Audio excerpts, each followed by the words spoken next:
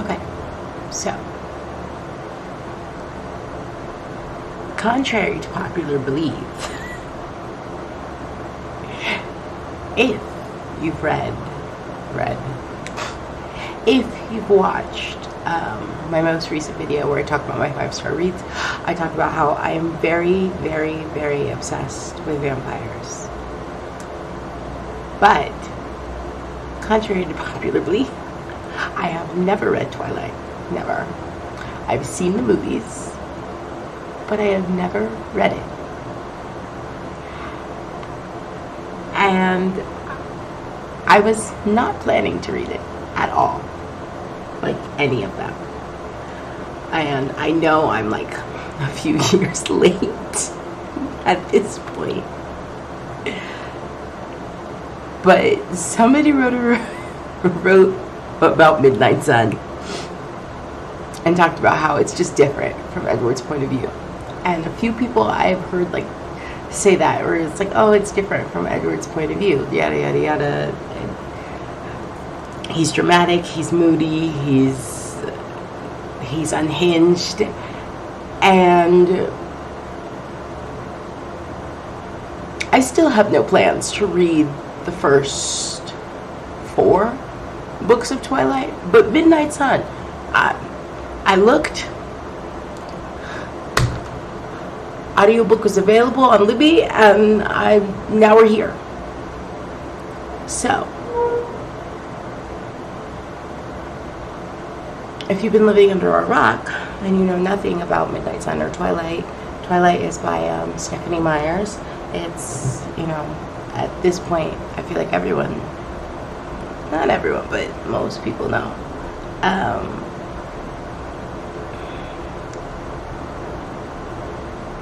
It's about this 17-year-old girl who moves in with her dad, who happens to be the sheriff of this small town in Forks, Washington, and stumbles upon vampires, and it's like their epic love story. That's what Twilight is. Midnight Sun is the exact same thing, the first book, but just in Edward's perspective, the vampire. So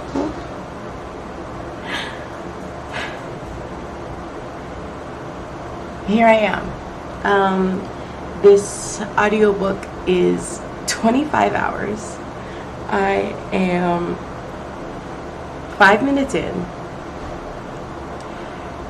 and Edward is describing school like purgatory and how it's supposed to absolve him of his sins, and like, sir, we have actual active pedophiles roaming the world. Like, you are not gonna be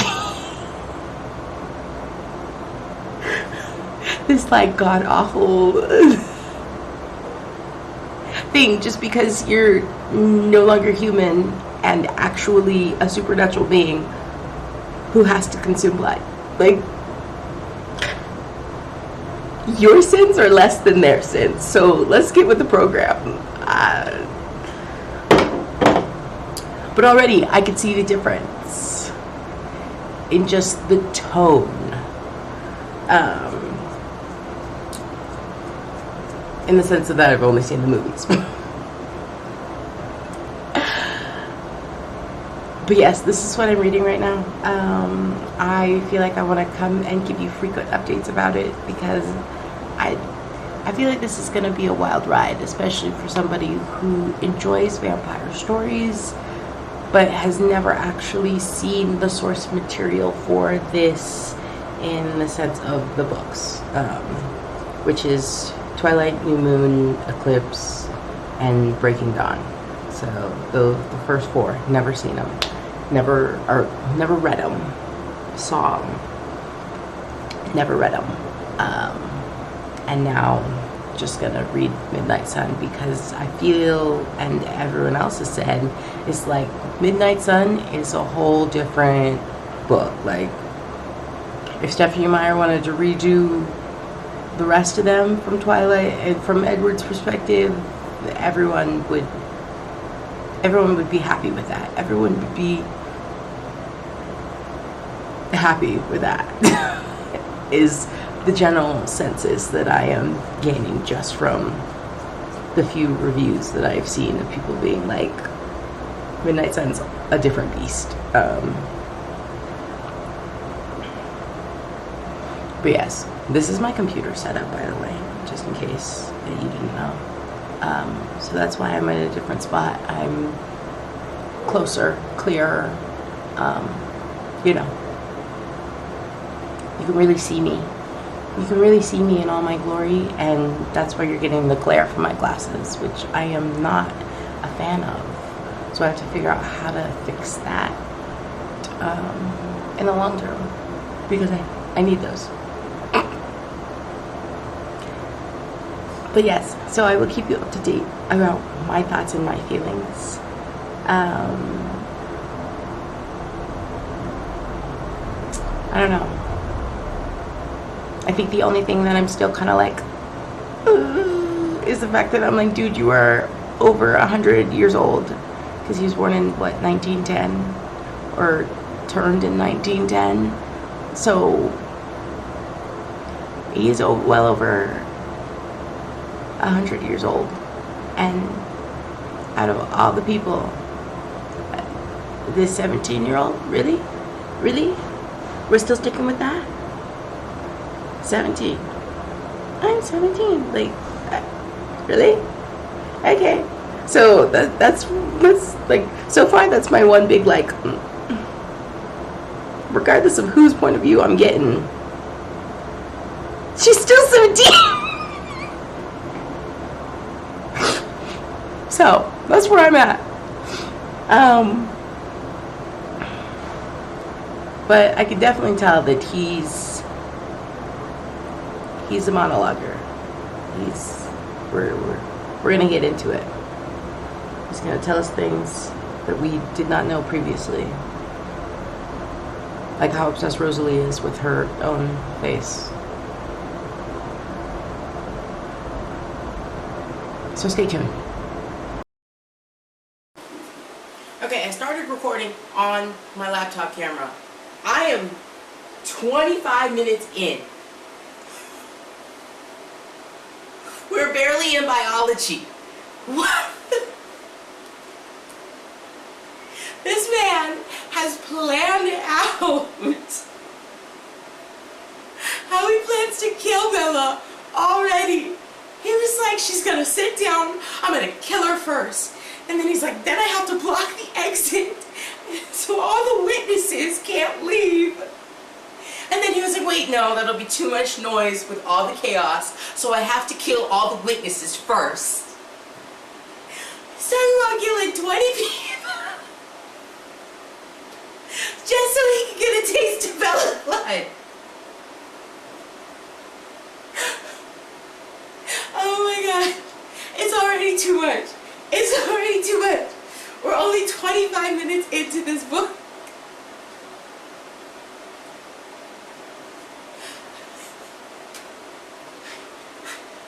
He was like, I don't care about her thoughts anymore, because soon she won't be having any.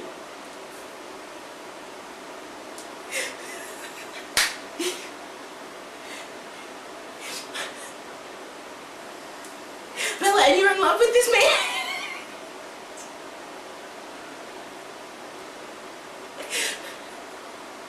This is too much. This is hilarious. I gotta keep... Right as I'm trying to get my actual, like, I am dying laughing, does he start to have some rationality? Somebody slams down a book and it wafts like fresh, clean air into his nose, and then he's like, this is a bad idea. He starts thinking about how he used to be a monster killer, because that's what he used to do. Is he used to hunt down like serial killer men. Oh, that'd be a good book. Look, Stephanie, that's what you need to do. Do a prequel. Let's get Vigilante. Let's get Vigilante Edward.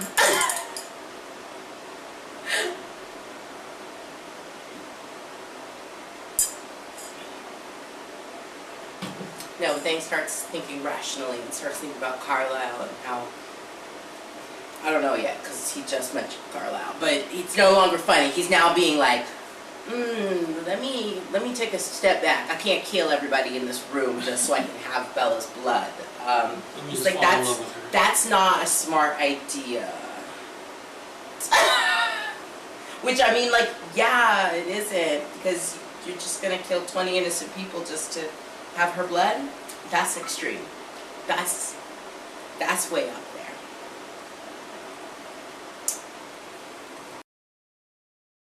This man is so tortured by being a monster that he's like, I'll just stop breathing. I can't breathe around her. Bella's finally sat down and he's just like, I won't breathe.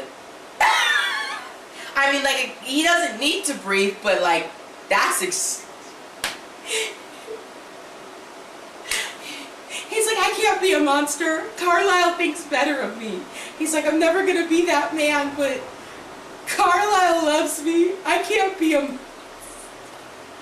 So he's like, I just won't breathe.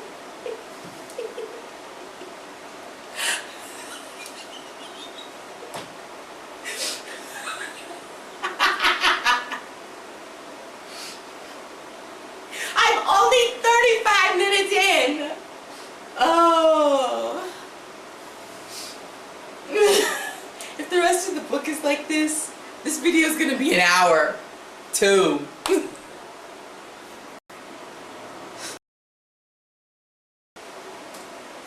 So he's uncomfortable. He's not breathing. And now he's like, you know, if I could just rein control of this, I could introduce myself to her. Be like, hi, I'm Edward Cullen. Can I walk you to your next... This man! He went from, everybody has to die in this room because I want your blood so badly, to if I can just not,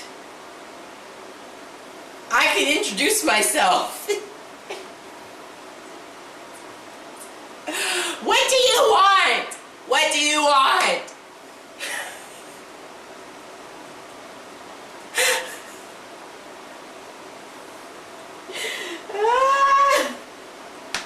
I should have read this sooner. This is Never mind, he's still trying to kill her. He's like, I'm going to introduce myself and walk her to her next class and then lead her to my car and be like, I forgot my book. Will you come with me? And then take her into the forest and kill her. He's still on that, I'm going to kill her.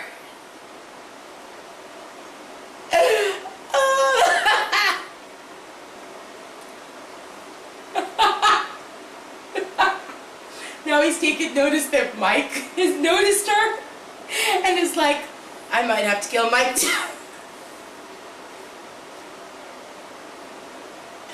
Oh, this is a whirlwind. Okay.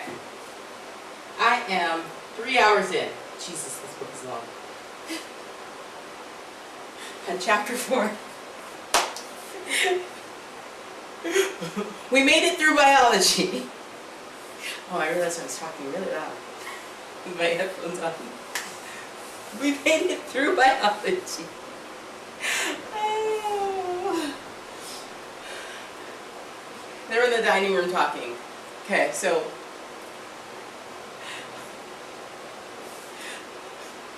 we've gotten to the slippery road, we've gotten to the car crash, we've gotten to Bella being saved by Edward, much more in detail than it was in the movie.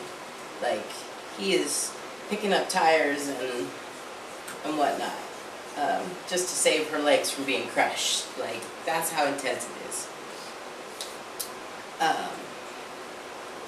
He does his whole, I'm a villain, what are you going to do about it? I'm not going to tell you. Because she saw everything and was like, no, you totally picked up the tires to keep my legs from being crushed. You indented the car with your shoulder. You indented the other car with your hand. Like, she saw it all. Everybody in the Cullen house is furious at Edward. Well, not everybody. Carlisle and Esme aren't. But And Alice has now declared that she and Bella are going to be friends. And Edward is having his turmoil because he now realizes that he's in love with her. Because he's tried to now leave on 3 separate occasions in his mind and can't see himself going. So we've come to a crossroads. He's either going to kill her or he's going to fall in love with her. And she's going to eventually be a vampire. Obviously, as we already know all of Twilight, we know which way he picked. But he is having the biggest, like, mental freak out ever. And it's just so hilarious to me. You can talk if you want to. I'm just focused on it. Oh, you're actually not paying attention. And this is why I do this, is I explain it to you, and you're not paying attention. That's not how it works. I was like, I need somebody else to laugh with me. Give me a few in your mouth. Which is you.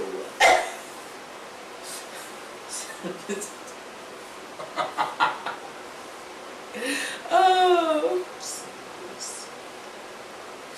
So I'm having a ball at Edward's freak out. It's really funny. Alice is for sure whimsy. I love her. She's like, me and Bella are gonna be friends. I love her too. Me and Bella, that's my friend. That's my best friend.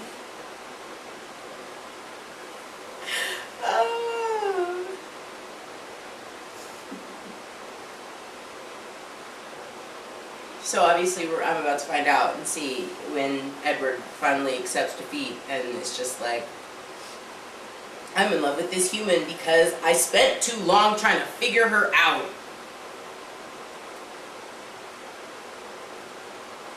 And that's really what it is.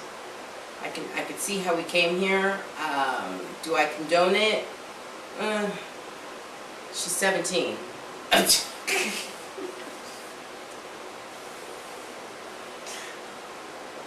But I could see how it happened. When you spend enough time being like, oh, I know people, because you can hear their thoughts, and then all of a sudden you can't hear this one person's thoughts, and then you're like, how did we get here? He actually starts to feel normal talking to Bella because he can't understand her thoughts. So, okay, I get it. All right. But interestingly enough, what I didn't know, and what we find out through Midnight Sun, is that Charlie has very low, like, the voice in his head is very low. He does not talk a lot. You get the general, like, Edward's getting general vibes of, like, the tone of his, like, concern, you know, with the car crash. But he's very quiet inside his own mind. Very sharp, very quiet inside his own mind. So we can kind of see where Bella gets it from a little bit. So that's interesting. Didn't know that. It's an interesting tidbit that we get with this new rendition. Because we weren't going to get that, because most of all the books are from Bella's perspective, and the movie's kind of just like Bella-centric. So that's interesting. I wonder if that's going to mean anything later on or not. But yeah, this is my update, Chapter 4, close to Chapter 5. We still have a lot more to go, so.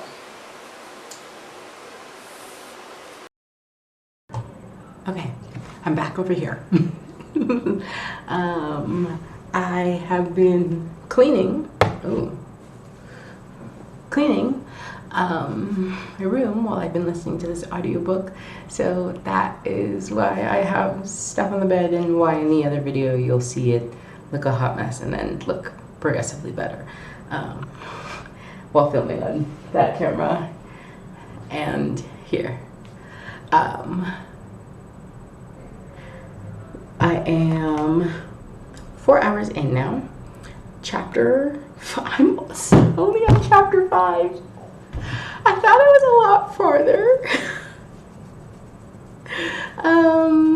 last time, we got Alice wanting to be Bella's friend, and Edward in turmoil about the fact that he has two choices for Bella, which is killing Bella himself or being with Bella.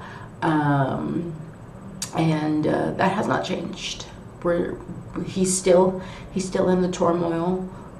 We did get to the funny part though, where it's the girls' choice dance, and everyone's asking Bella out. Tyler, Eric, and Mike are all asking Bella out to be, to go with them, and he got to experience every single one.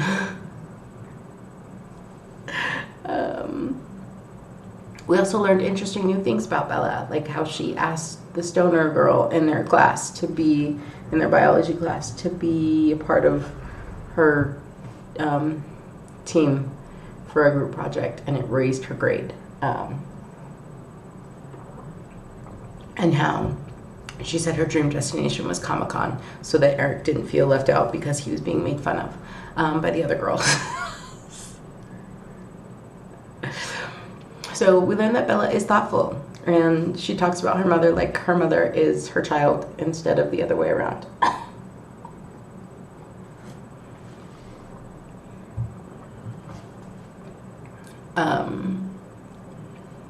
But Edward got to laugh at Bella's turmoil and the fact that the guys wanted to ask her out, and she was like, no, I'm out of town that day. I'm not going, and then got to see her reaction to be like, oh great, prom. They're gonna ask me again for prom. And he's just loving it. He's like, oh, this is great. I get to see her in distress about this. Unfortunately though, he has gone full stalker mode, looking at her through the window of her house now. So that's where I'm at. He is like full on stalker, at her window, watching her fitfully sleep. So we're still at the stalker scene. She is still sleeping. He's still watching her like a creep. He killed a spider, and now she said his name. But unfortunately for me, I am an anime watcher.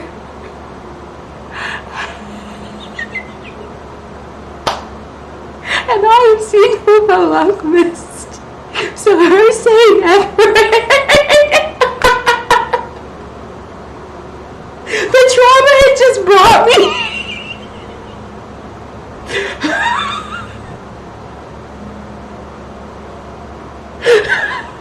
She did. We're still at the stalker scene. He's in her bedroom, right? And she says his name. Because he's all like, oh, does she like me or does she like these mortal boys, blah, blah, blah, blah, blah, right? And then she whispers his name. But it sounds just like Nina from Full Metal Alchemist. No! It's a full The drama. So it's like, I know this is supposed to be endearing for the fact that, oh my god, she thinks about me. But the way... The girl that's like... Yes, the Chimera, Yeah. yes. That's terrible. I know. No, you look. Okay, come here and listen to it. Don't come into the camera, but you come here and listen to this. Right there, stop. She sighed a quiet sigh, and then moved restlessly again, rolling to her side, still fast asleep and dreaming. Edward, she murmured softly. Because I was like, where have I heard somebody be like, Edward, before? And I was like, That's terrible. Full Metal Alchemist?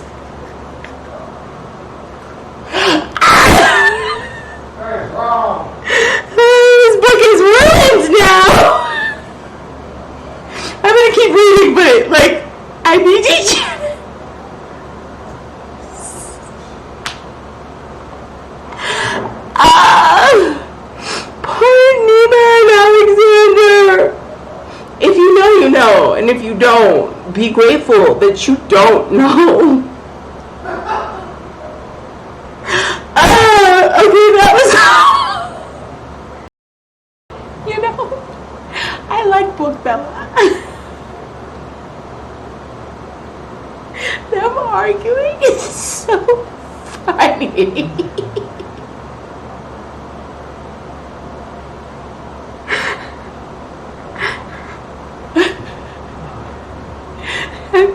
Like, I said it was better if we weren't friends, and she's like, yeah, that clears up everything. Oh,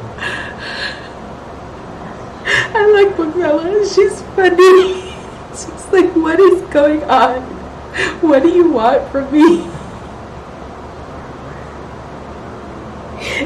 I'm sure it's different in her point of view, but if it's the same.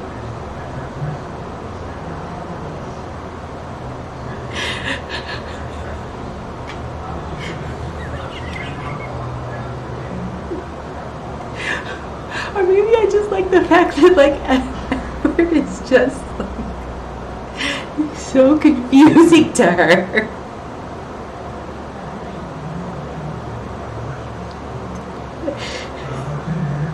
Him trying to offer her this ride to Seattle, her excuse to not go to the dance, is hilarious. Oh.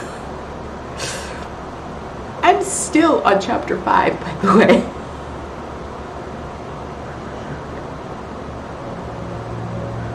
Oh, okay.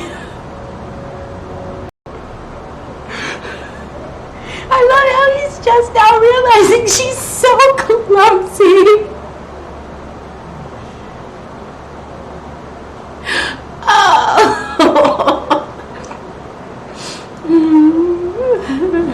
I'm finally on chapter 6.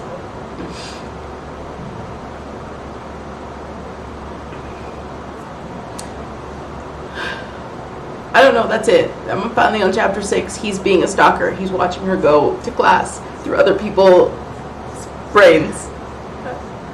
I don't know. And he's just learning that she's clumsy through their brains.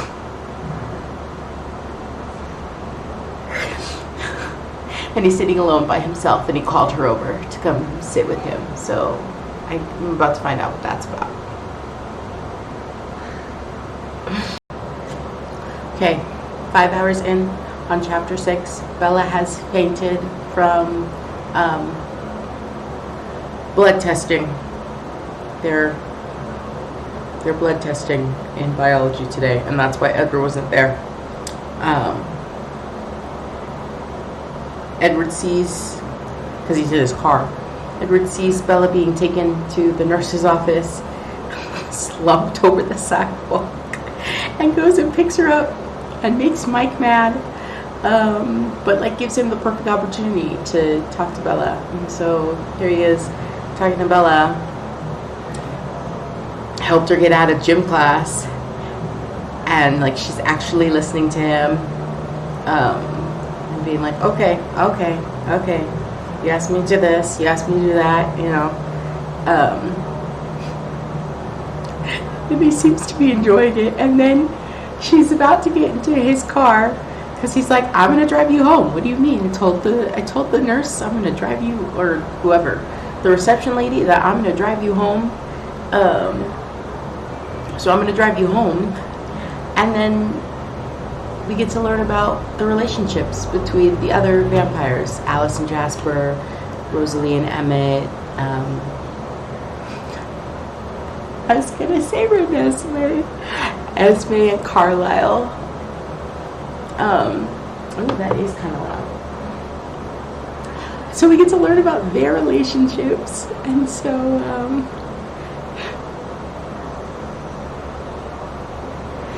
it's just nice to see, because we don't get that from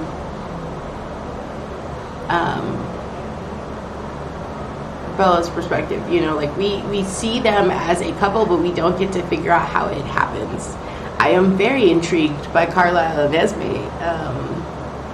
if Stephanie Meyer wants to write about them, I'll read that. I'll listen to that. You know, if she wants to do a story about their love story, I'm down for that. It's intriguing. Sounds, well, I didn't read it and I didn't watch it, so I don't know, and I only know the premise, but it sounds a little bit like The Time Traveler's Way. That kind of aspect. Anyway, but yeah, so I was interested in hearing about that. So that's my update. Yeah, we'll see how far I get today. And I'll probably have to like film again tomorrow with updates. But I still have time. It's only 5 p.m. So okay, we'll see how it goes. He's driving her home because he has to practice. Oh, and we heard about how he can't go to La Push Beach. Barely. He just said that, oh, it's impossible when she said the name of the beach. So yeah, that's where I'm at. Okay. He drove her home. They had a cute little conversation where he was like, oh, she wants to keep talking to me. Oh, how cute. How nice. Da-da-da-da-da-da, right? Honestly, I can't remember. Oh, they talked about their families. There we go. I was like, honestly, can't remember what they were talking about. Basically how they both don't act their age.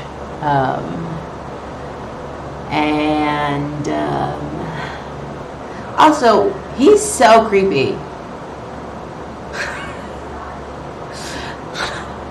Like, just let the girl be. Dang, she's clumsy. Let her be clumsy.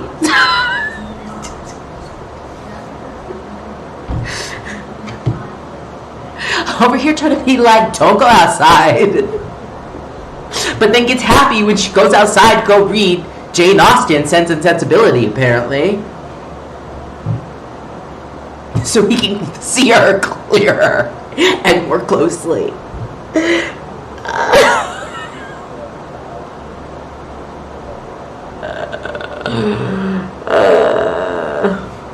That was all. It's just intrigued. I was like, Bella, Sense and Sensibility? She has no sense.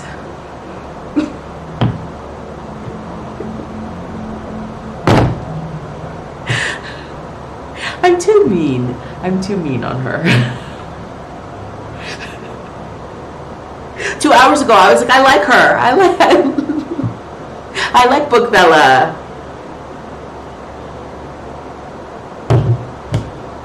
All right, that was it.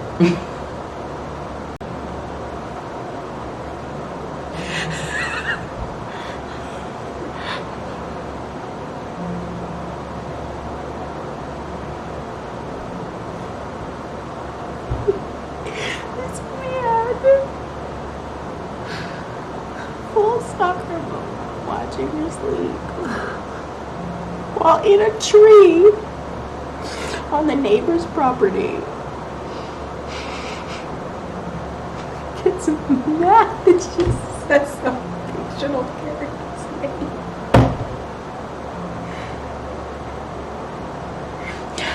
Now I want to read. Does she talk about, look, somebody needs to tell me, does she talk about this dream in Twilight? Because I now want to know.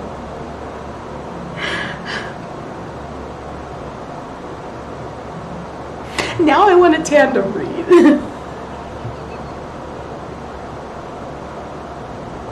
Okay, side note. I love how Rosalie is just like this mechanic.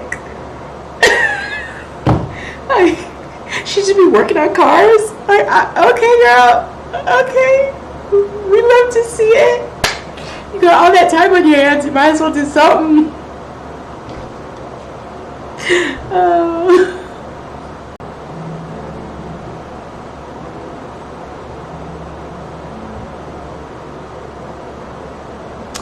Okay, we're at the part of the book where she goes to the bookstore and she's being harassed by a man in an alleyway.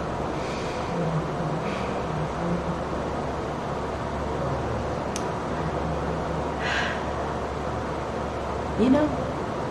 It's not all men, but it's always a man.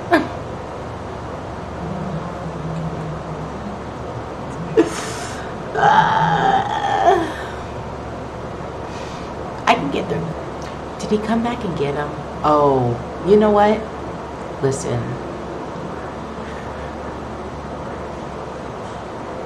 If we get Edward's point of view of him coming back to get this man. No, because his eyes stay golden. So no, that would have been great though. That. Listen, we want to talk about dark romance. That's where it should have gone.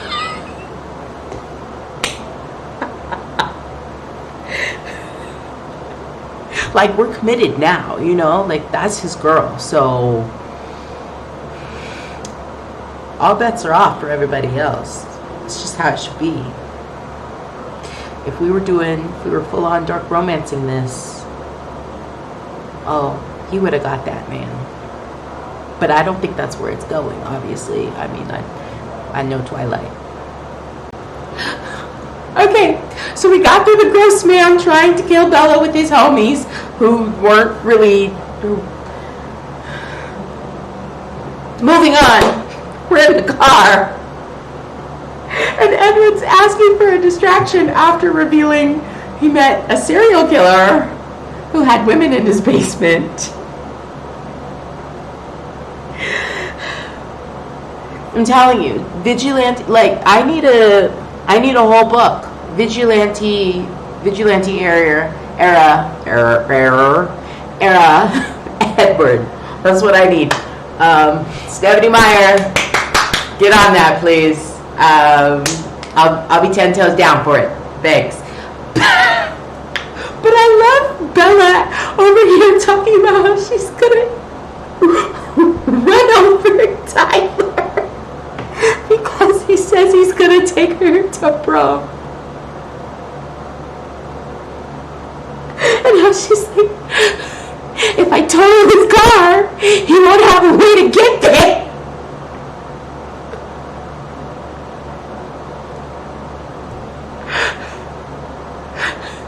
Does Bella not talk about this in Twilight? Because I feel like this should have been in the movie. This should have been.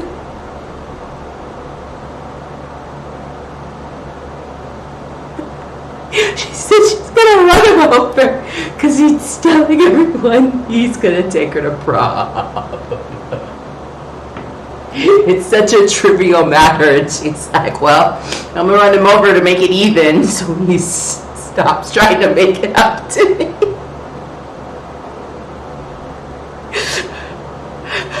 I don't think that's what's going on, but okay. Sure, run him over, total his car. Your dad's the sheriff. He can get you out of it.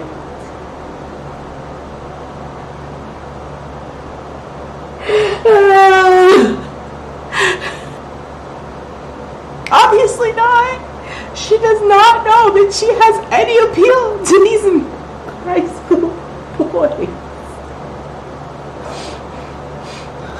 But also her talking about how she doesn't need enemies was so real. She's like... And Lauren keeps breathing down my neck. And Shakira is breathing down my neck. That one's for you, Mom. If you ever watch my videos, that one's for you. You'll know where it's from. Okay.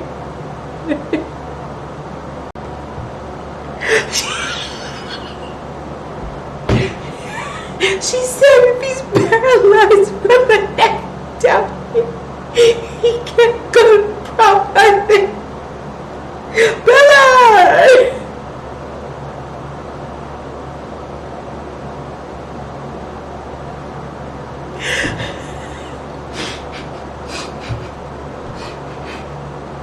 I love Violet Bella. I like this. It's funny.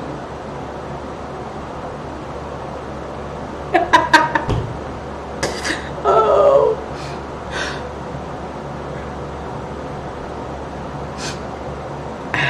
And I love how Edward is getting a kick out of this. Like, he's just like, oh, yeah.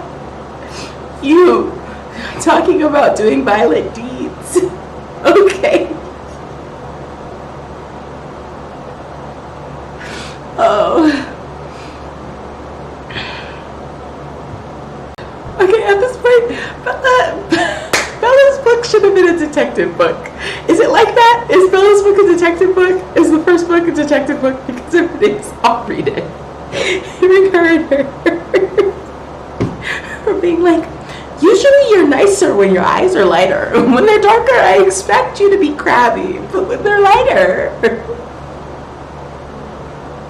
And she's about to get into theories now. And has no sense of danger. So let's see how this goes. He burns for her.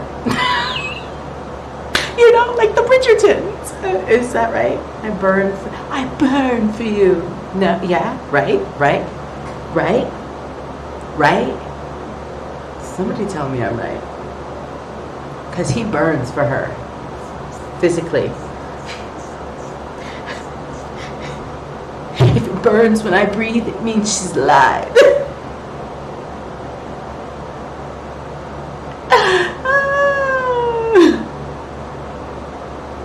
But we're about to hear her theories.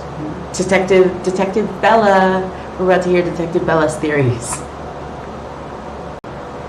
Ooh, somebody's in trouble. Of course, it's the werewolves. Unfortunately. I wonder how that. Wait, I would have to read Twilight to figure it out. How their conversation came about in the book and not the movie, because I know how it came about in the movie about her saying that she invited the Cullens and then the Cullens don't come here line.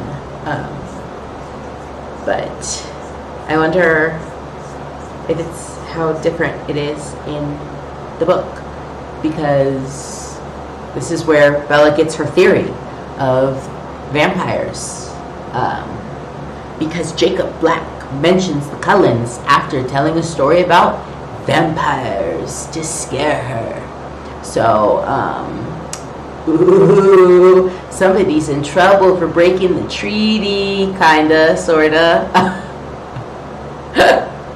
But that's where we are. We're in the car, and she's telling him about her idea came from them, about the Cullens being vampires. I'm 7 hours in. There is still 18 hours left.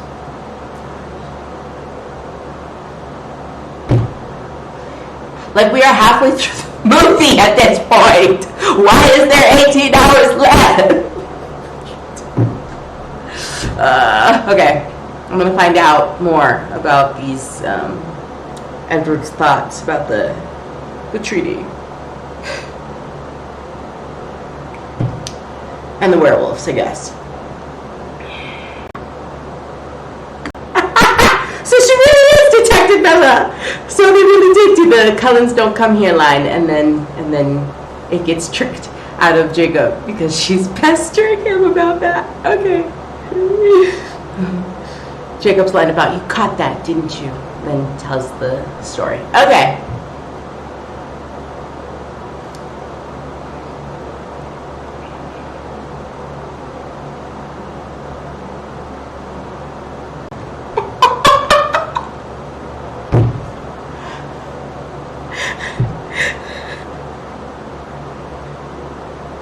We're talking about I tried to flirt and it worked better than expected.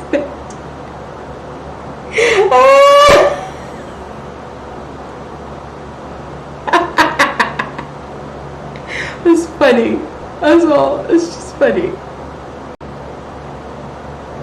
I was trying to press record and then I accidentally started a stream for like 2 seconds. Okay. Edward saying, I'm starting to wonder if she's rather stable.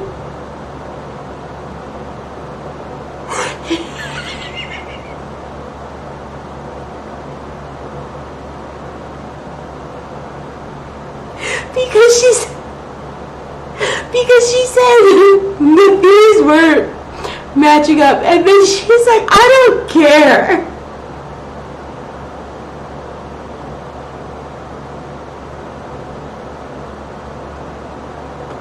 This is truly how the heroines be. Even like the male lead's like, I'm dark and dangerous, and she's like, I don't care, girl. Where is your sense? And she has none.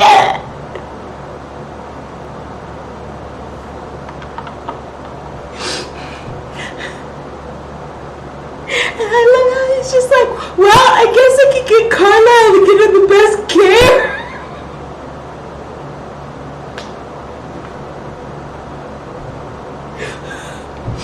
Honestly, I get to the point where I'm just like, I'm gonna rate this 5 stars for the fact that it was funny.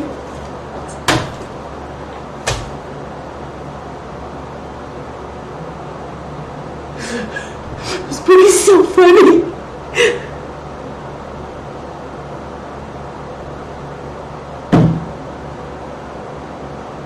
Oh.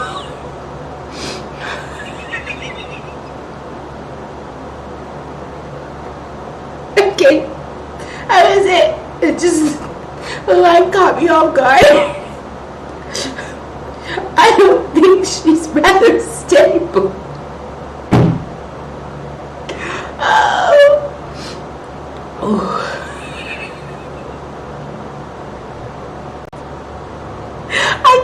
I love how their brains work differently. She is being interrogated by Jessica because he drove her to school, and Edward's listening in.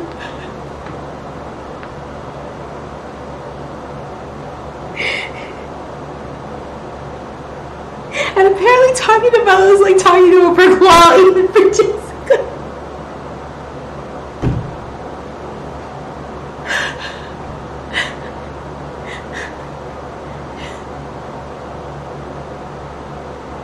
And Bella's over here like, yes, I like him, but he doesn't like me as much as I like him, and I can't change that. And Edward's over here thinking like,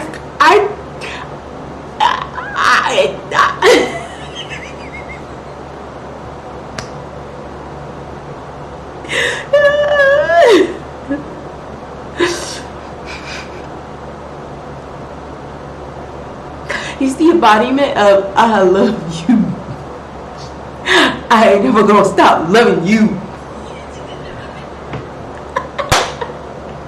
And she's over here like, I don't know if I don't think he likes me that much. This is funny. This is great.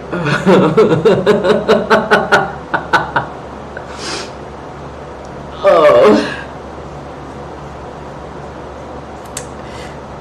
Okay. I'll come back to this. This is too much. And it's not even over. There's still... Bella's still being interrogated. And Edward thinks her brain's bizarre. Like, that's not a thing that you say to someone that you love. Like, your brain is bizarre. Oh, how bizarre.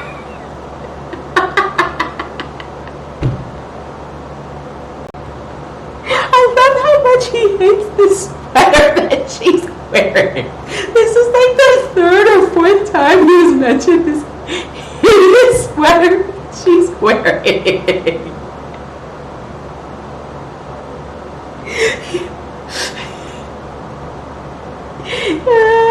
They're at lunch now. And they've cleared up the, well, kinda, not really. They've cleared up the I like you more than you like me. But not really, because he didn't explain to her at all why.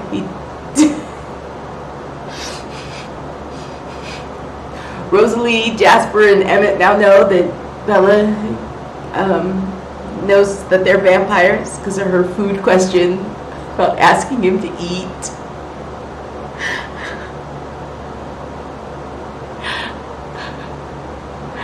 And how he orchestrated getting in front of her car so that he could see her face and her revulsion to Tyler asking her. So now she knows that. But he's thinking of her being pretty in a dress, like wearing a nice pretty dress to the dance. And he's like, it'd be nice to see her in a pretty dress and not that god-awful sweater.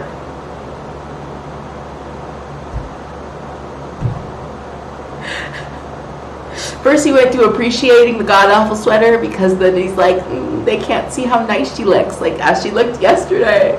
And now he's like, that god-awful sweater.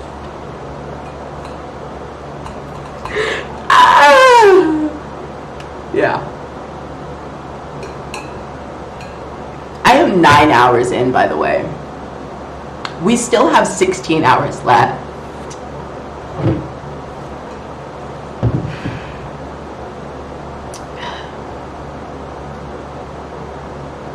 I need is 10 p.m. I'm on chapter 11. Why is this book so long?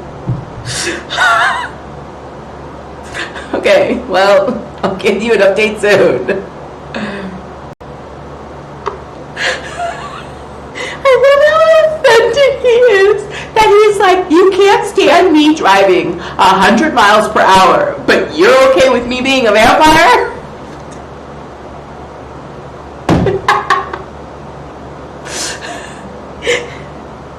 And then he's like, your thoughts are backwards.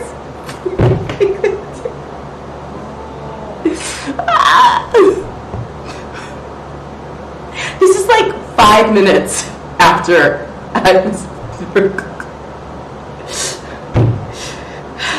still at chapter 11. I'm only 9 hours in still. But I can't deny this book is funny.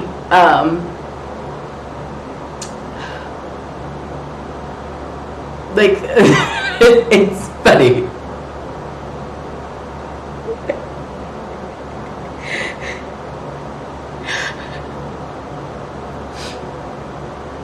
I will have to read some of Twilight because I don't want to read it all because I feel like look, I don't want to read it all. I have to read some of Twilight so I can get some of Bella's written perspective.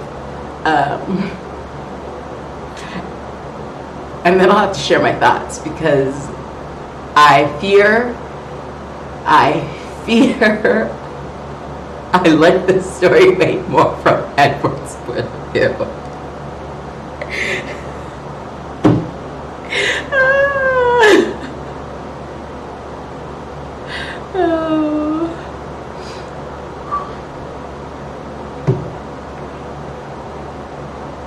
Yeah. Okay.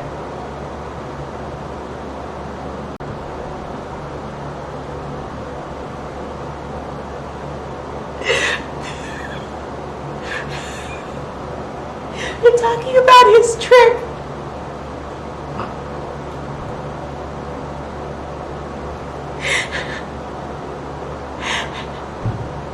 And how she mentioned the place that they went and how there's bears.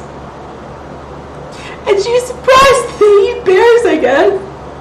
And he goes, yeah, they're Evan's favorite. And then she asked, what's your favorite? It's you! Yes!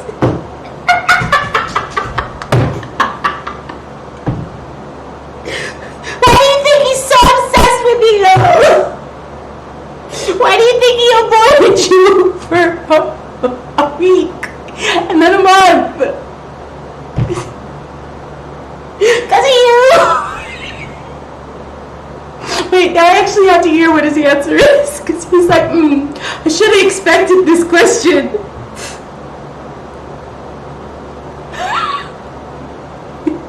He said mountain lion.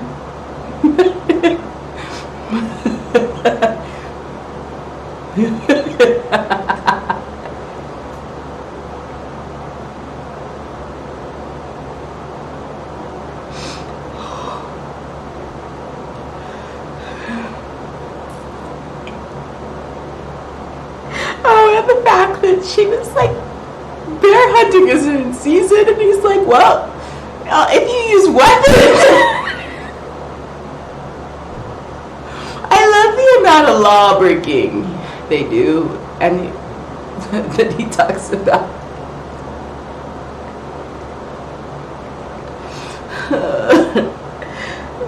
So funny. Oh, I love this. Wait. Everyone was like, you're nice to my girl, I'm gonna be nice to you. And he's been trying to give Angela some kind of like gift. And unfortunately, the gift she wants is this boy. But they kind of liked each other, but they were just too shy to say anything. So he orchestrates this whole thing with it. So that the guy that she likes asks her out because he actually does like her. That's so cute.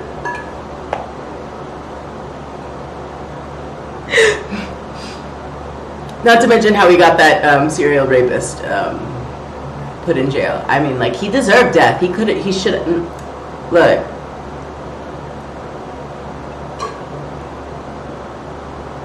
But you know, putting him in jail is great. Hey.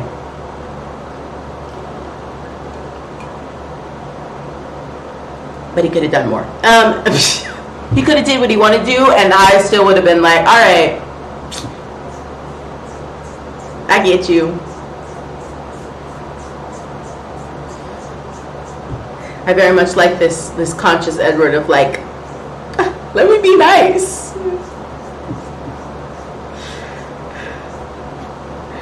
Let me be a nice villain, even though he's not a villain. So I think that's cute. That's super cute. Because he likes Angela and he thinks Angela is nice, and I'm so glad to be hearing so much about Angela in his book. I wonder if Bella talks as much about Angela. Anyway, I thought that was cute. I like this. I like this Edward. Book Edward. I like him. Okay, moving forward. Because I got 16 hours to go still. I'm almost at the 10-hour mark.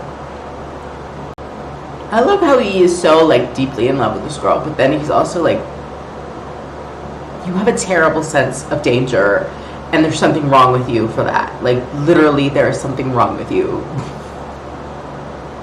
Because why are you laughing that Mike said that it looks like he wants to eat you?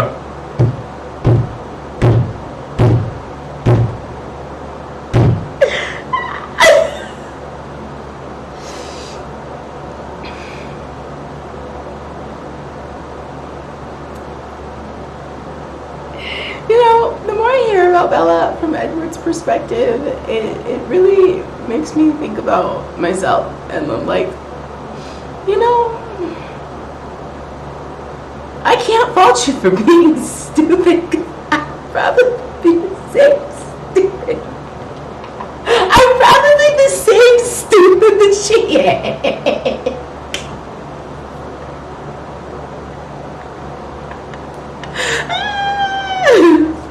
I'm obsessed with vampires, and I'm like, you know,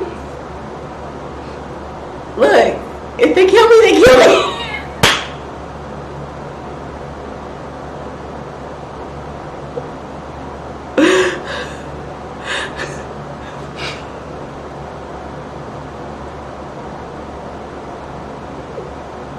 It's not until you like experience it through something else that you're like, wow, actually, that is me, and that's troubling. Because I too would also laugh. I'd be like, he can eat me, it's fine. Look.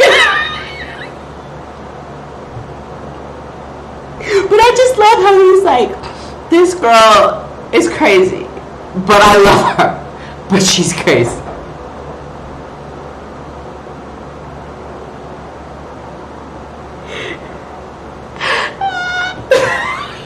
It scared me.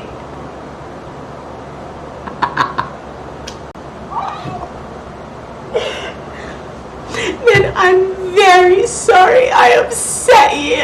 Ah! Okay, Darcy!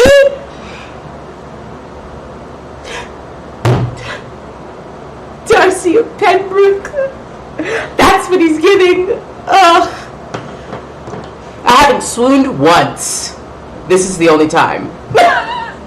It's him apologizing for upsetting her.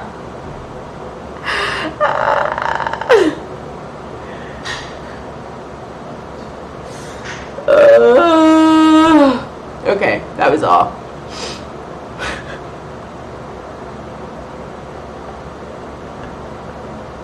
Embarrassed by the swoon.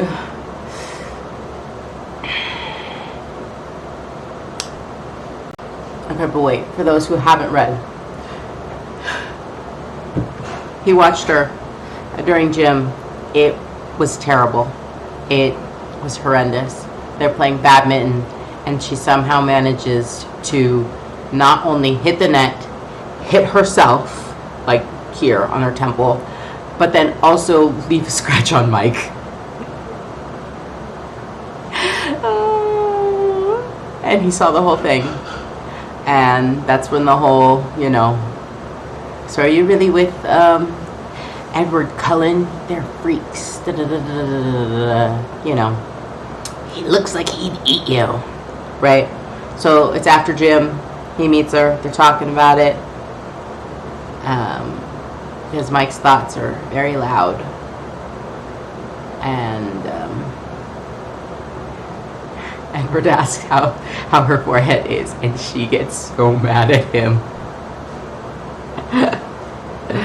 Then there's some car chatter about Rosalie's car, and all the teenage boys are swooning over it, and just proof of why they don't use her car in the city. Has that always been there? I guess so.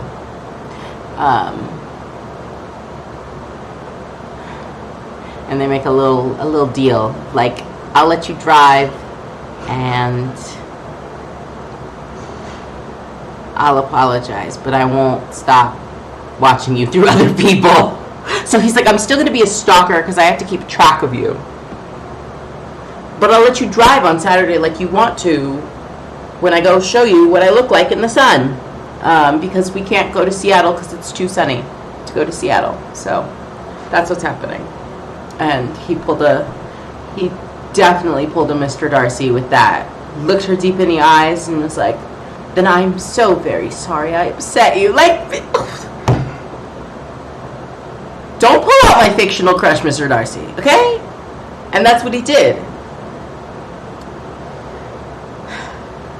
If only Mr. Darcy actually was tall, dark, and handsome in the, literal sense of tall, dark, and handsome, not dark-haired, it'd be over. But he's not real, so it doesn't matter. But he pulled out the Riz, and I was mad about it because I swooned. So that's what happened. I got upset about the swoon.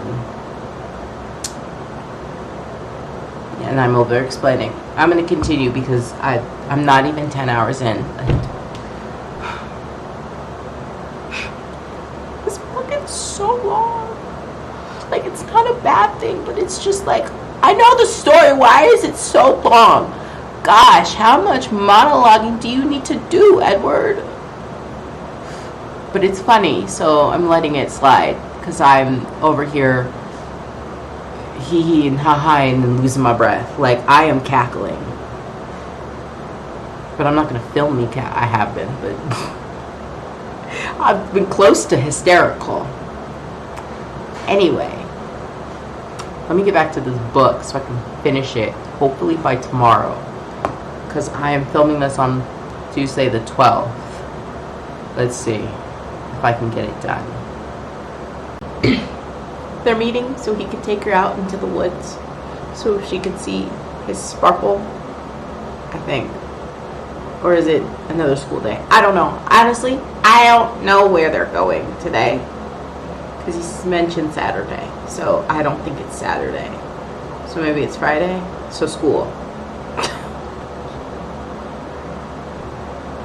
She's wearing a turtleneck. It's not like fitted, but it's like close to like, you know, like whatever. Anyway, now he's missing the ugly sweater. That's all I came to say. Now he's missing the ugly sweater. He talked about the ugly sweater 4 or 5 times the last time she was wearing the day before. Literally the day before. Oh my God. This man doesn't sleep, so, you know, it's just a run-on sentence. Oh, and everyone took the fact that, you know, she knows at least better than expected.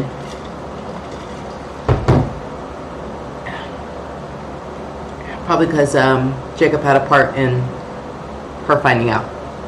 So technically it's not on him because he didn't say it. So he just confirmed it. So, but yeah. I started this for the ugly sweater, and then I gave you more details of what had happened in the time since that, which was a little backwards. Is my brain backwards too? Anyway, I'm gonna continue. I'm sorry, she likes Gone with the Wind?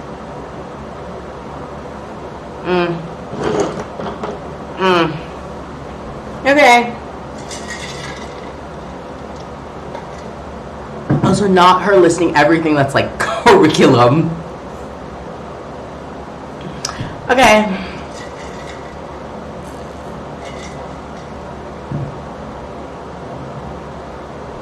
What do I know? I have questionable book taste, and everyone is different. But that was my little side reaction to all the books she likes.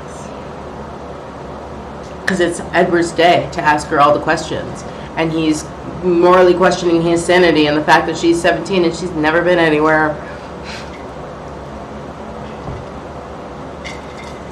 And how could she know what she wants? She couldn't. She's 17. 17-year-olds make stupid decisions all the time. Sometimes they make good decisions, but anyway. Okay, to amend my earlier statement, she had some good picks, like her Austins and Princess Bride, and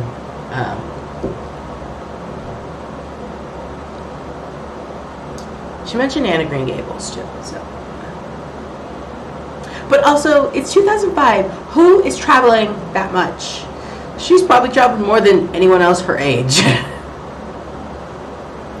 She's been to LA, she's been to Phoenix, she's been to Forks, Washington now. She's been to more places than, like I said, all of those kids that live there, probably. They probably have only lived in Forks and probably will always live in Forks. So, I gotta give her that.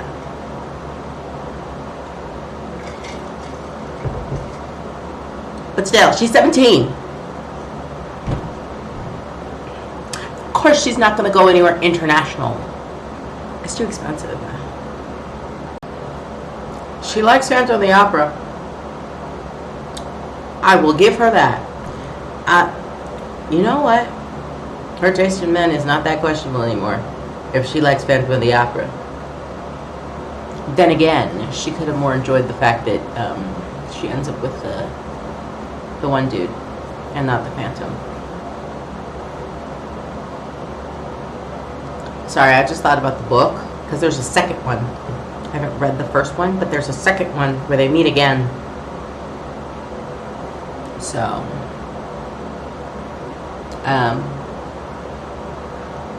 that was all. She mentioned Phantom of the Opera, and I was like, no. I like book buildup. I went from, you like Gone with the Wind to, you like Phantom of the Opera. Still cute. Okay. Look, I finally met the 10-hour mark, but it's 12. It's 12 a.m., so it's officially the 13th, Wednesday the 13th. And I still have 15 hours left. Don't ask me what chapter I'm on. I don't know. I feel like I'm still on chapter 11. Okay. I'll be back. Ooh.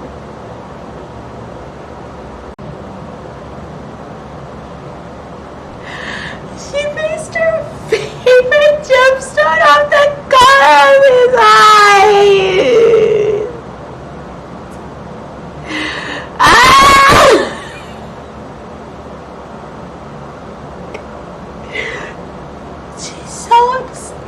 both very obsessed with each other.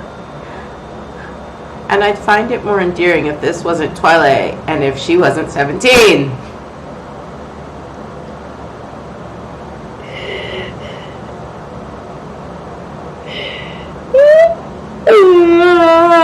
Because he's old enough to be older than the reception lady's grandfather, and like that's it's already 2 generations older than her.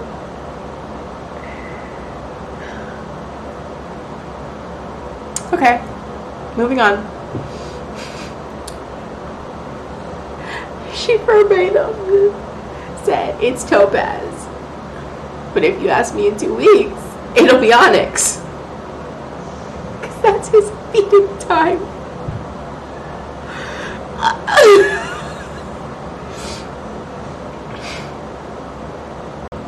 Okay, so I was wrong. They had like 2-3 days before Saturday. Saturday is tomorrow for them. And Alice freaked out because now she's getting visions of them being in the meadow that he planned to take her to, but like dead. And that like he's still gonna kill her, and so that's worrying to them. And so they're having a freak out in the car, and they pull over, and he's like, show me a vision, show me a way where she doesn't die, because he's talking about leaving again, and da-da-da-da-da, and all of Alice's visions are just him killing her in the meadow, or somewhere else, at like a different time, later time. Like basically all endings is Bella dead. Except the vision of Alice and Bella running together, embracing arms. I don't know, they're sparkly, and Edward's like, she's dead either way.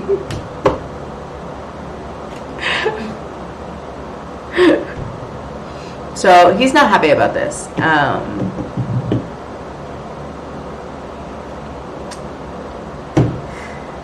But I'm finally on chapter 15, and I'm 11 hours in, and there's 14 hours left. But it's 2 a.m., so I should probably go to bed. I shouldn't have had the chai tea that I had at like 12 p.m. Because I'm kind of locked in now. So, yeah. We'll see how this goes, though, because he's trying to keep her mortal and for her to live her life and then to let her go, and we're beyond that. We're beyond that at this point. Obviously, as those who have either read or watched Twilight know, we're beyond that. She's with that man for forever now. So he just got to get with the program. Let's see how long it takes him to get with the program, if he ever does by the end of this book. So, but they did have some cute moments before then when they were talking. Like Edward had his 2 days of asking Bella questions, and so I did part of that with the whole her choice of books. We talked about her mom and what she's like, and then they talked about like colleges that Bella wants to go to, and he's thinking like, well, how old can I be with, like, how until when can I be with her? 20, 22 before it starts looking a little funky. So I think he's just got to get with the program that he can't eventually down the road leave her. He's with her. He's stuck with her. But their conversation was cute during lunchtime, talking and chit-chatting and being cute.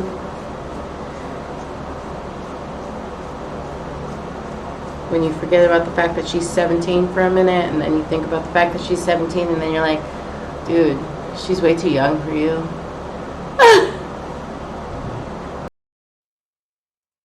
Okay, so it is May 21st. It's a Thursday. I am finally editing my recordings that I did for my Midnight Sun reaction video, my live reactions.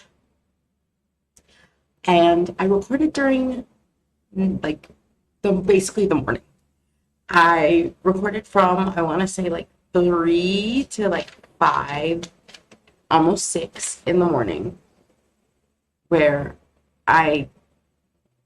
you either can't hear me because of the fan, or I'm talking way too low because I'm trying not to wake up my partner because the camera and the setup is in our room. So I have to recap for you what happened in my like live reaction video, because I can't show you the footage because my partner's either snoring or you can see them in the background. Like I said, I'm either talking too low. Anyway, so at 3:15 we were in the meadow scene. It was talking about Edward talking about killing her and how he doesn't want to kill her, or to kill her or to not kill her, and his like mental working overtime to be like, I won't kill her. She has to live. She has to have a good life. She wants to be with me, so I need to make, like life better for her and whatnot and whatever. So that's what's happening then. And I'm 13 hours in. I'm getting backstory from Edward. I like backstory Edward. That's probably the most interesting part, besides when he's talking about how fucking stupid she is. Didn't mean to curse.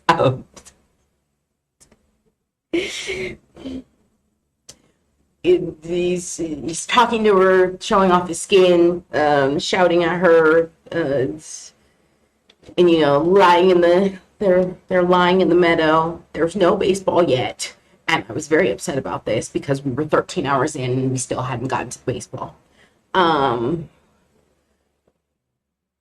The backstory that we're getting about him leaving and then coming back from his serial killer era, his I hunt serial killers era is what I should say, of how like Esme and Carlisle are truly his parents, and the irritation, I think irritation I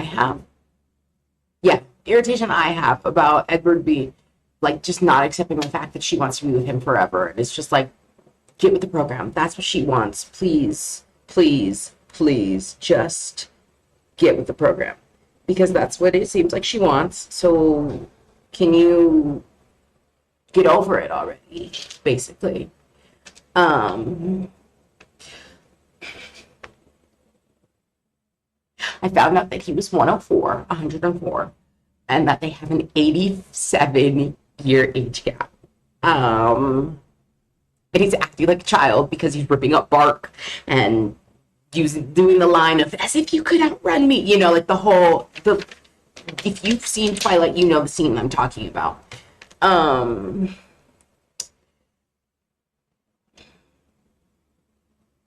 Complaining about how like he can't read. I'm complaining about how in his mind he can't read Bella's thoughts, and I'm pretty sure that I'm like, in her mind she's probably just like, my man, my man, my man. And how if this is fantasy, oh, there we go. How if this is fantasy, great, but like logically, realistically, this is terrible, Bella. What's wrong with you? How he keeps apologizing, and it's like, I'm like, dude, she don't even care. She does not care for your apologies. Every time you apologize to her about being a monster, she does not care. And he's too old for Bella. He's too old. 87 years? This is too many. There's too many years in between. Even though he's acting like a child, like.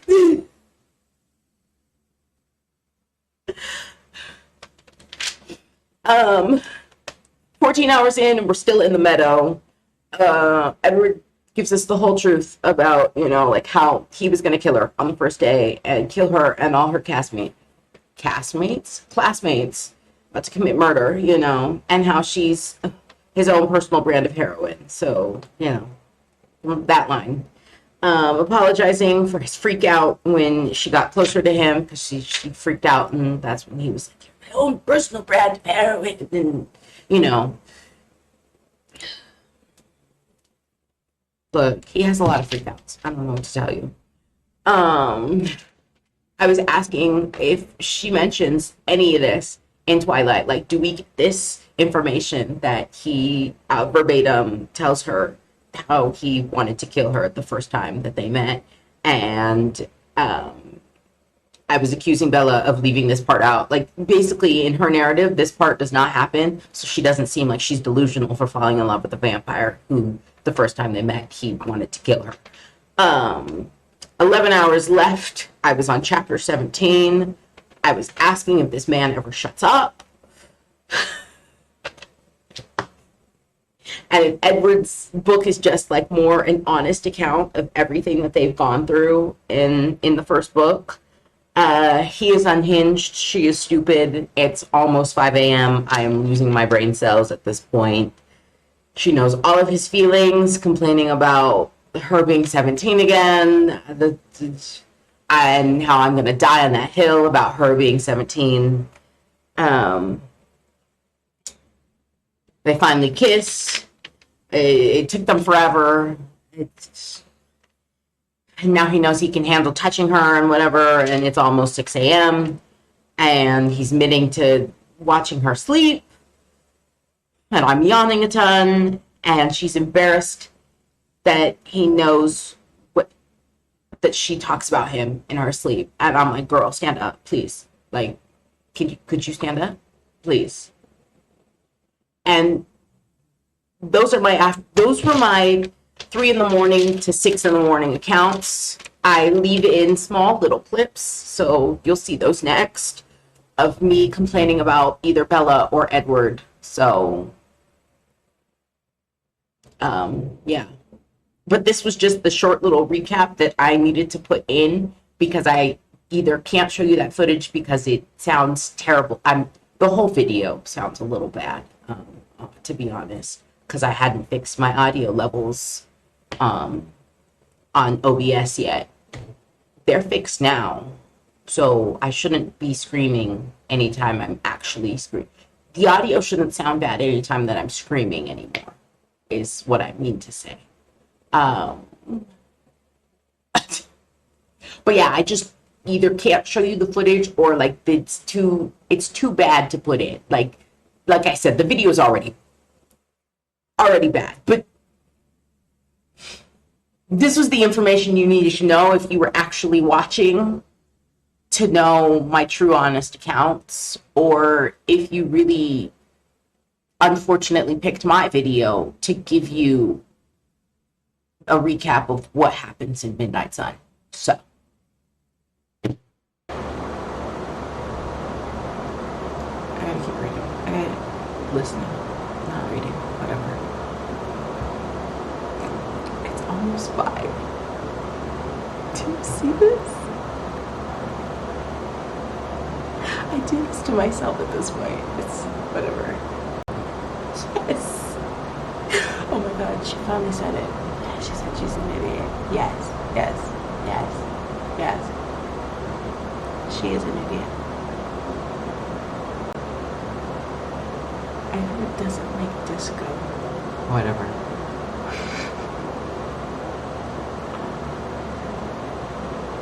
I'm saying all this acting like, you know what? If there was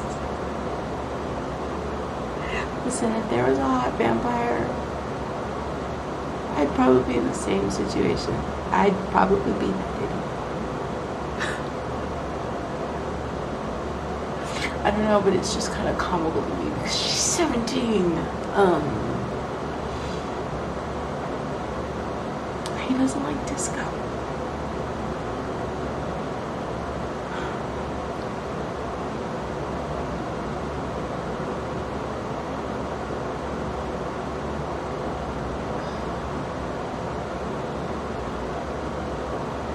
I still can't get rid of it. He doesn't like disco. Okay, we're done. For now. I'm still reading though. And she forgave him almost immediately. Didn't take her very much to forgive him for being a weird stalker that watches her sleep in the night.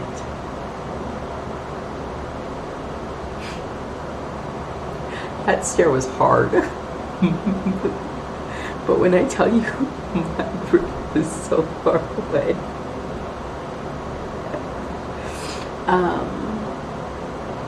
I did enjoy him talking about basically how all of the vampires got turned, because that's new information,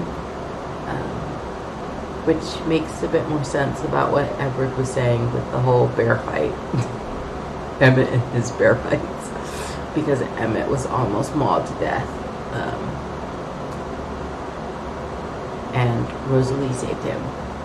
Well, Rosalie had Carlisle save him, but and how Esme fell off a building or a cliff, and they had sent her to the morgue, but her heart was still beating, so he turned her. Wild. And how just Alice just doesn't know who turned her. Alice just doesn't know. She just woke up one day and with her powers was able to infer, oh, I was turned. My name's Alice. I had no previous recollection of her life before. Wild. This is what I'm here for. This is what I'm here for. I'm here for what happened.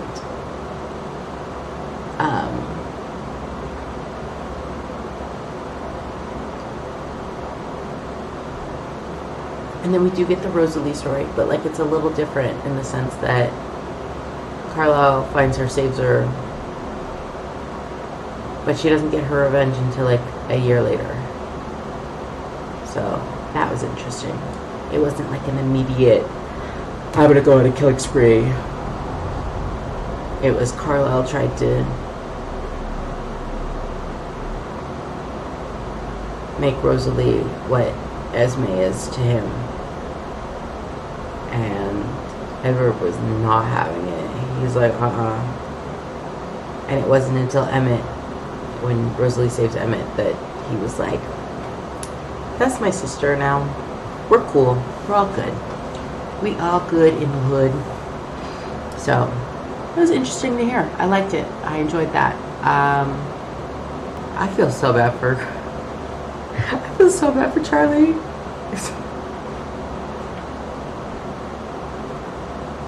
If anyone deserves justice, it's Charlie.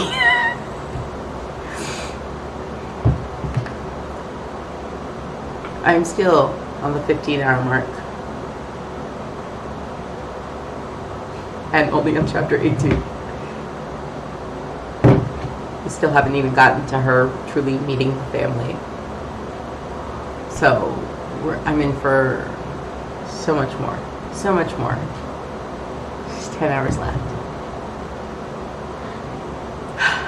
I gotta take a break soon, eventually, to sleep. I don't know when that's gonna happen. But it's coming up. I feel it. Until then, I'll keep listening. Okay, I'm back.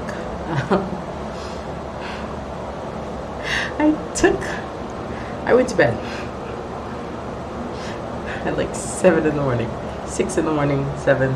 I didn't wake up till 1. I didn't start reading until, I want to say, like an hour ago. I started picking back up.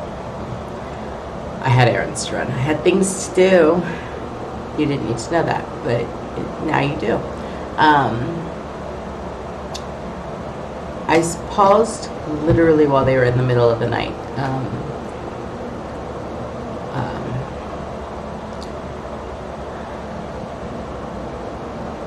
Charlie tried to keep Bella from leaving by pulling her battery cables. Edward, it being redundant because Edward stayed the night until he had to go leave to go talk to his family. His conversation with Rosalie about him just connecting the dots and being like, oh, that's what you're really jealous of. The fact that, you know, Bella has a whole human life and you feel like she's just throwing it away to be with a vampire, which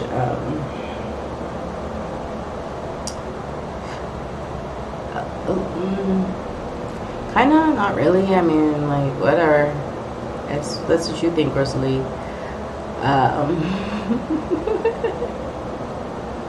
I mean, a little bit, but like, Rosalie's extreme about it. And I'm like, okay, whatever, Rosalie.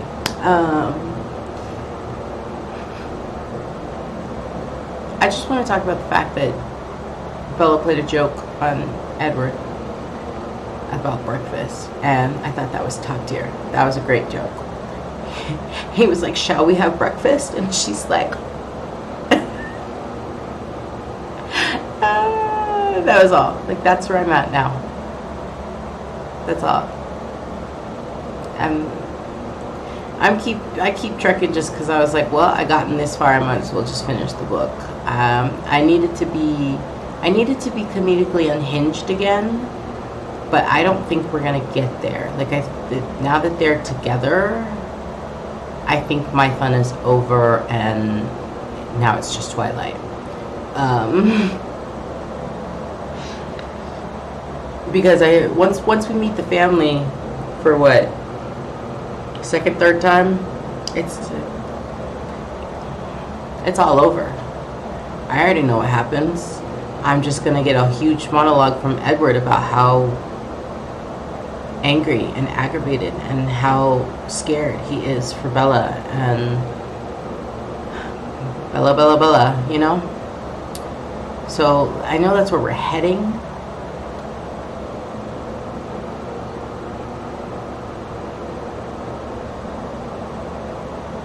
And I don't think I'm gonna enjoy. It was such a long pause, and I don't think I'm gonna enjoy it. So we'll see.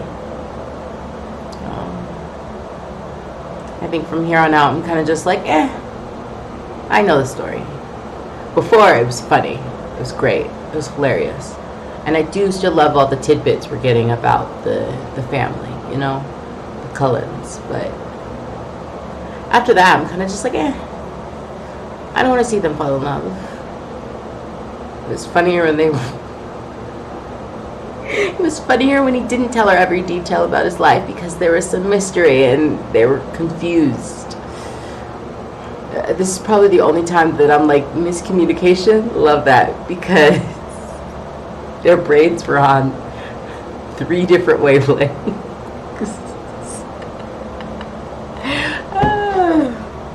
But yeah, the joke was funny. That's where I'm at. Like, literally just paused with the joke she made about him trying to feed her breakfast and her being like, don't eat me for breakfast, you know.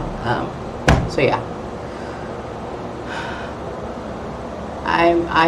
my check-ins may like slow down from here on out because of what I was saying about the whole, like, I'm not hee-heeing, ha-haing anymore. I'm kind of just sitting here listening.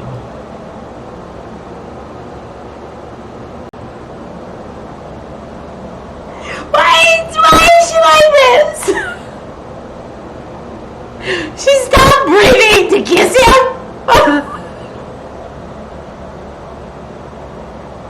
So much so that she fainted.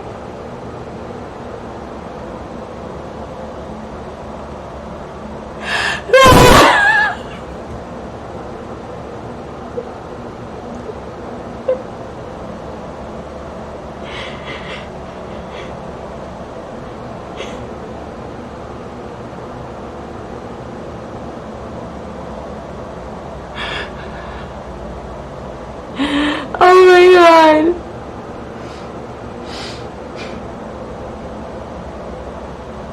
I don't know what to say. I don't think that's ever happened before.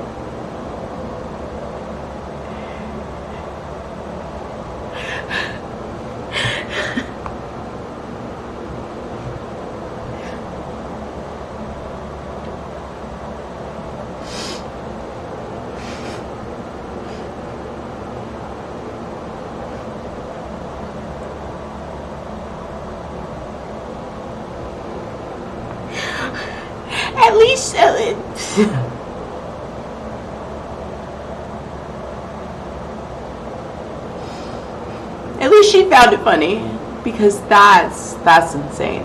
That's wild. Oh, she's gonna go meet the Cullens. Besides Rosalie and Emmett, I'm pretty sure. That's okay.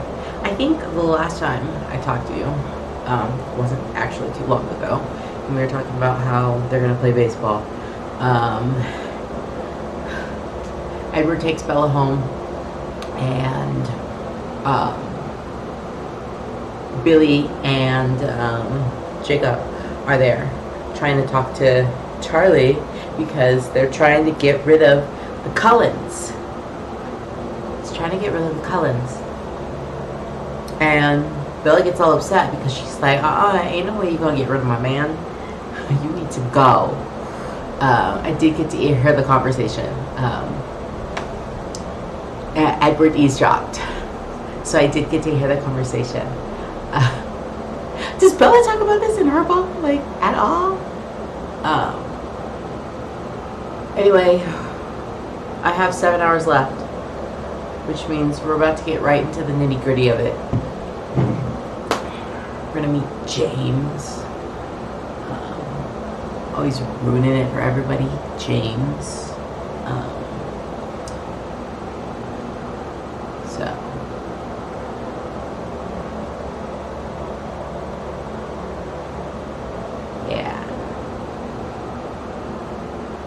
I'm sorry, my brain was cycling through all the information that I do know that's going to affect the future.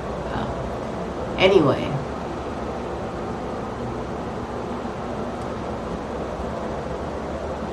And Edward keeps referencing Hades and Persephone, and I'm just like, yes, but no. Like, I know we all love Hades and Persephone. So yes, but no. I don't know. But in his brain, that's the perfect analogy, which is probably why there's pomegranate on the cover. Anyway. That was it. That was my update. I got nothing else for you because I'm about to find out what's happening. I just went and did other things, so I was like, let me update you, but there's not really much to update you because I'm not going to tell you verbatim what happened in the conversation. Because why would I do that? I don't have time for that. And Jacob was so butthurt about Bella being with another guy. Just wait until he finds out he's a vampire. But yeah, honestly, it's 9:30, so I may take a break and read some webtoons, something a little lighter, a bit more visual,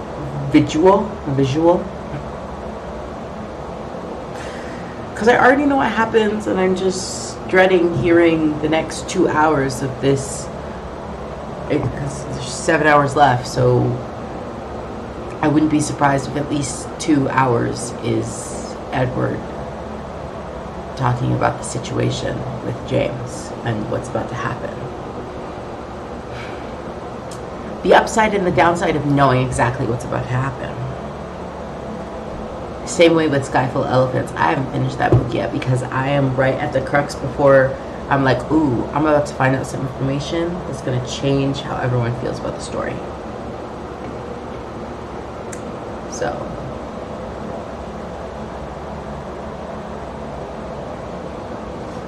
Anxious avoidant. Right here. Okay, I'll stop babbling and get back to it.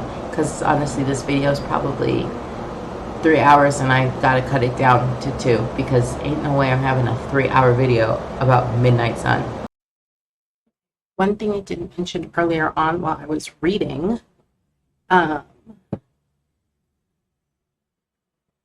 is Jasper's powers. Jasper can alter emotions if they're in his vicinity, which is really cool and played a huge part in the meeting of Laurent, James, and Victoria.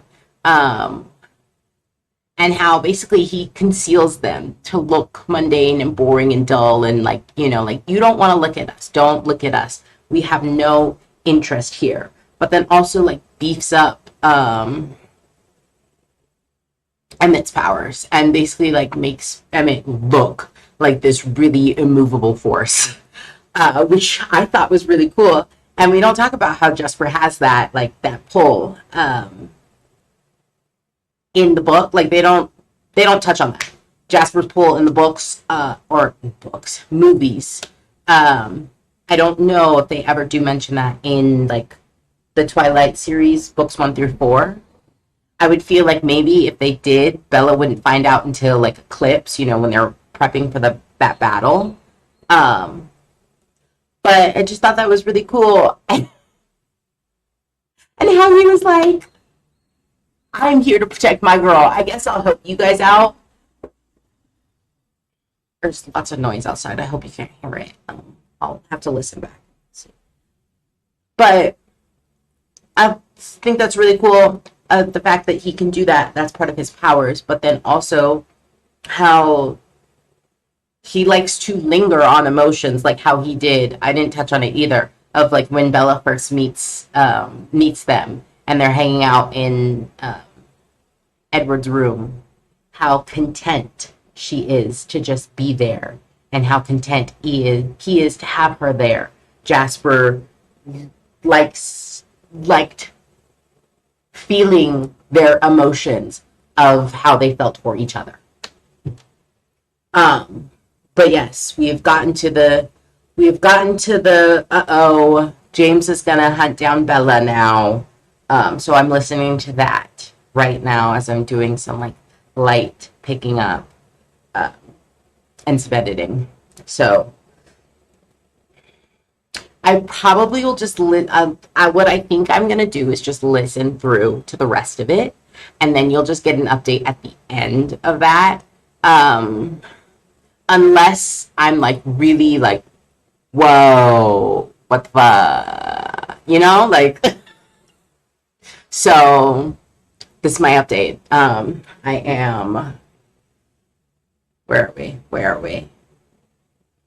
I am 20 hours in. There is 5 hours and 45 minutes left. I'm 76% of the way through, and I'm on chapter 22. It ends in like chapter 29 with an epilogue, so like 30 chapters. So I am like near the end, but it's gonna take me 5 hours to get there.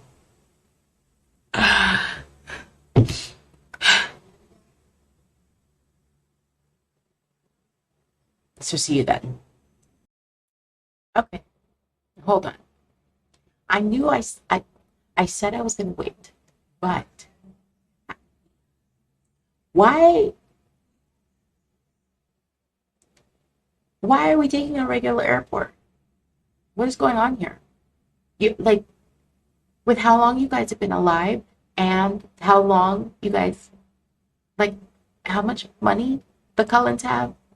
Why are you using a public airport? You don't have private plane connections? What? And now car theft? It's the most ridiculous souped up car ever. But now car theft. We're just going to add that to the list. Okay. I'm going to be honest. I zoned out for like a whole second during this. Like, we're driving down the freeway. And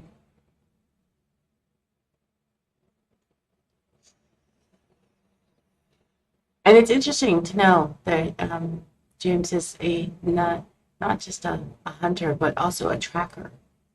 And it seems to be similar to one of the guys in the Volturi, but I never really, I look, if it wasn't the main three or Dakota Fanning, I didn't pay attention. So if they gave us that information that one of them was a tracker, I didn't know. but now I do. Do I remember his name?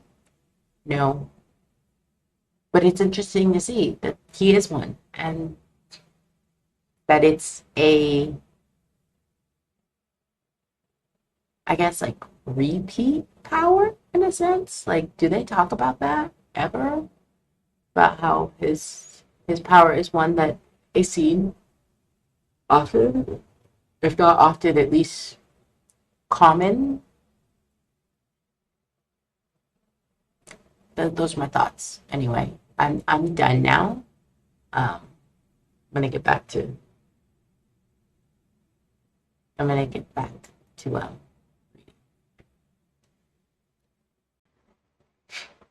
Okay, I look a little different because I'm getting ready for stream.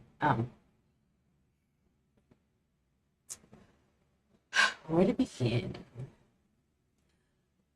Talked about them in car theft and airplanes, and I'm at the aftermath now. Okay, we've gotten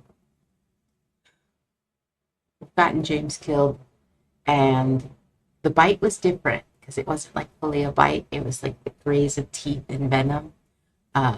So it would have been a slow transformation, just like Carlisle's slow transformation, and so that was interesting. Um, and I wouldn't say it was anticlimactic, but it was kind of like, okay, he's tasted her blood, but like we could have had more. Give us more. What did it taste like? Was it sweet? Was it like, like give us the tidbits. And he didn't do that. He was just talking about how delicious it was and how he was in a frenzy. And I'm like, okay, but give me the notes. Give me the notes of flavor. Immerse me. That's what I want. Immerse me. What does it taste like? Anyway, she's in the hospital now. We got to run through Alice's like, I'm gonna do this and I'm gonna do this and oh, backtrack. I need your watch because I need the time to be different. Actually falling through the window so that they could say that Bella fell through the window. And I loved how Charlie was like, honestly, it probably wasn't even your fault. Bella would have fallen through the window somewhere else. Like, I love the lack of faith he had, but he was like, yeah, my girl, she's so clumsy. She's so clumsy. She probably would have fallen through the ceiling all on her own.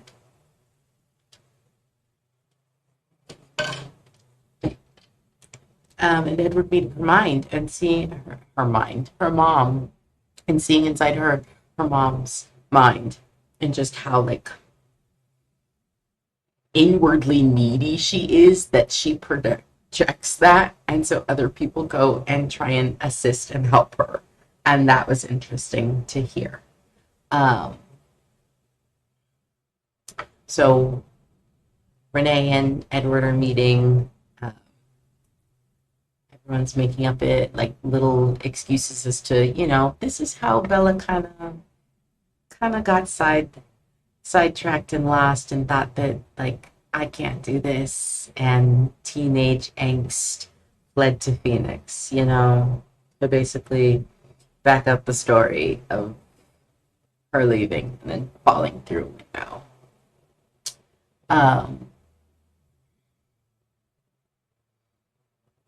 But yeah, that's where I'm at. I have to stop for today. But I am at 23 hours and 31 minutes. I have 2 hours left. So we're getting there to the end where we get to prom scene. I think was like the last scene. Twilight was like prom.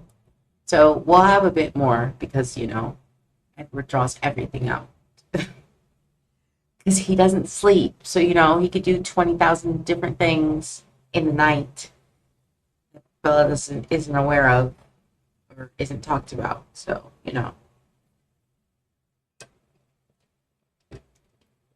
So I am a bit intrigued about these last 2 hours, and we'll see Um, it's interesting to see Emmett and how Emmett is now like, that's my little sister. That's my little sister. I'm gonna protect her to the end of time now.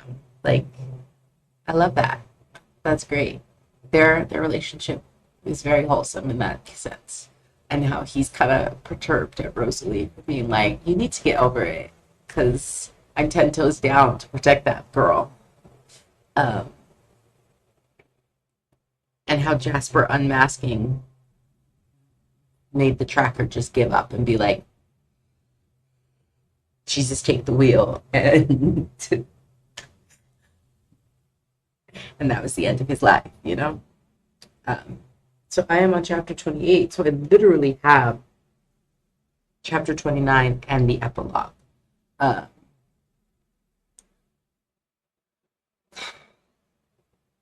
Wild ride. Ending isn't as funny as the beginning. The beginning was hilarious. Put me into hysteria, almost. As you probably saw from all the clips. But yeah. Okay. I finished Midnight Sun last night. Technically this morning. It was really early. I just wanted to get it over with and done with. Because like I assumed, it wasn't funny to me anymore. I was intrigued by what did I talk about last? Alice going through all the scenarios with the we're gonna do this and we're gonna do that to make the story plausible and to get Bella's truck out here and all that, right? So and Edward got to meet Bella's mom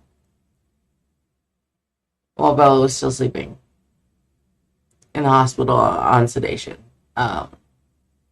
Edward watches the camcorder videotape and he learns that James knew as Alice.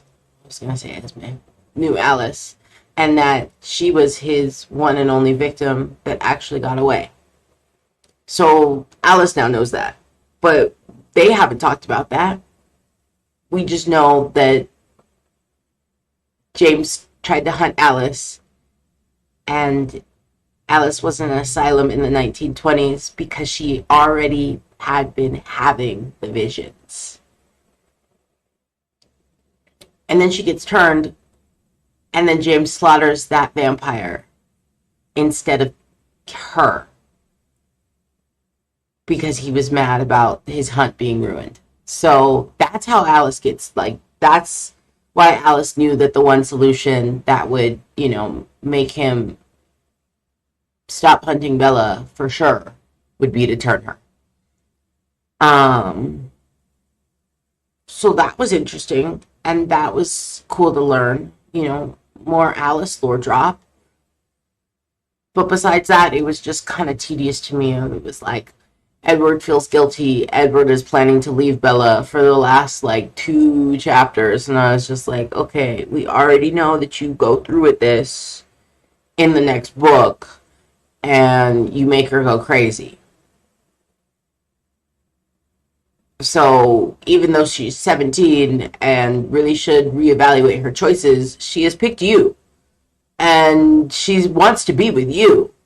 So much so that she is distressed and becomes an adrenaline junkie just so she could see your after image warning her not to do these things. Like, the girl wants to be with you. Just listen to her. I don't know. It's too late now.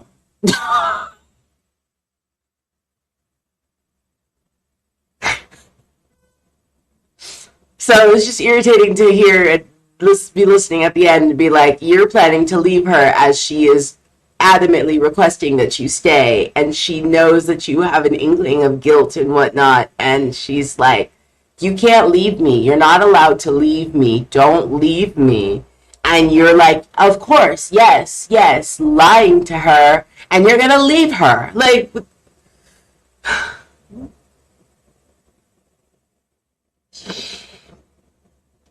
so it ends at prom. the same way that it does in the movie that I know. And it, with the whole, he's trying to get her to admit that that's not what she wants, you know, basically be like, you don't want this life. Um,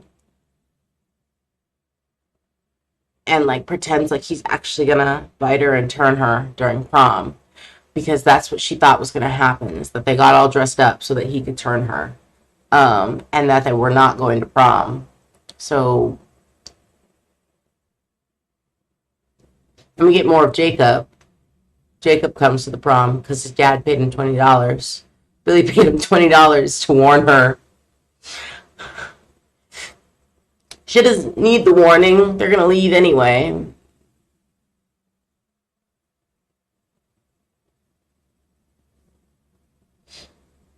So that's it. That's the end. Is he's planning to leave her because he thinks that his world is too dangerous for her, and it's like, well, it's already too late. She's been introduced. You can't just leave now. Like, she wants to be with you. And yes, she's 17, but she wants to be with you. I don't know.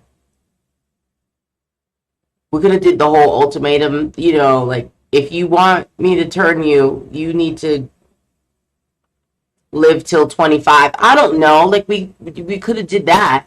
We don't have to outright just be like, I'm leaving, Bella. Like,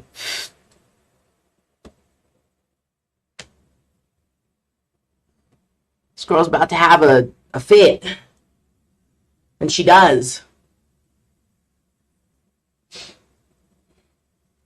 So, like I thought, my fun ended when they, you know, got together and their miscommunications of, you know, like, what do you mean? Well, what do you mean stopped happening? And now it's just ended with lies.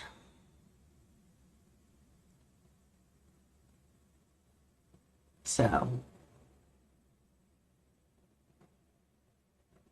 that's it.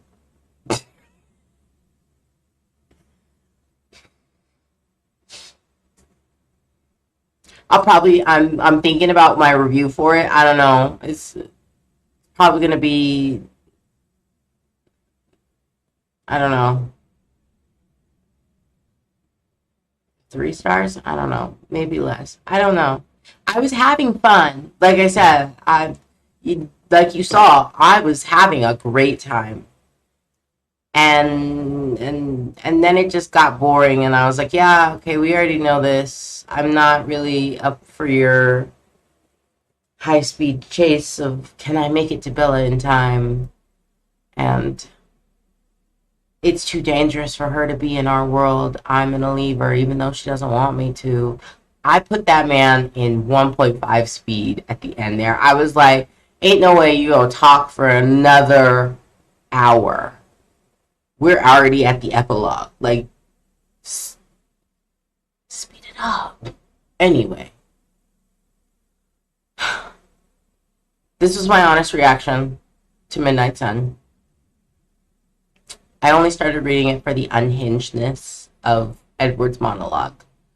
And then as time went on, it got less unhinged and the fun decreased.